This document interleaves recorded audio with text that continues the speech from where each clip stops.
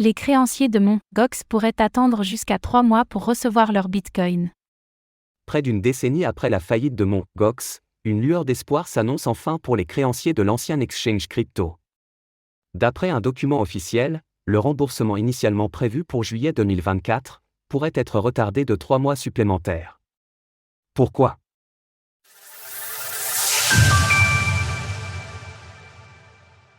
Mt. Gox, des délais de remboursement variables selon les plateformes.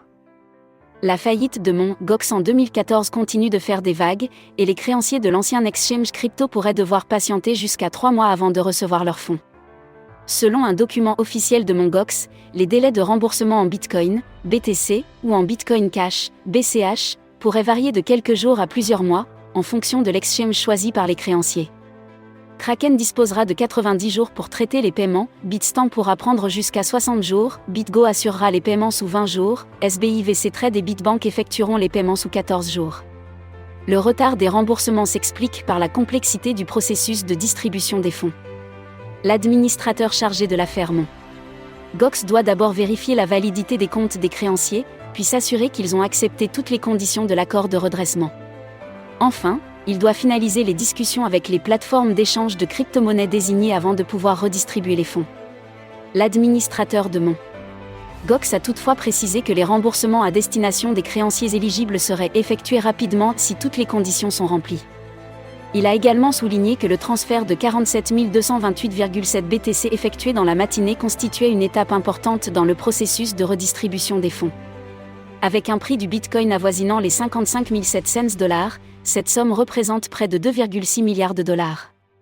Après avoir activé un plan d'épargne et cumulé au moins 100 € d'achat de BTC. 99% des 8,2 milliards de dollars de Bitcoin seraient vendus, une menace pour le prix du BTC ? Selon l'analyste financier Jacob King, jusqu'à 99% des 8,2 milliards de dollars de Bitcoin provenant des créanciers de Mt. Gox pourraient être vendus, exerçant une nouvelle pression à la baisse sur le prix de l'actif.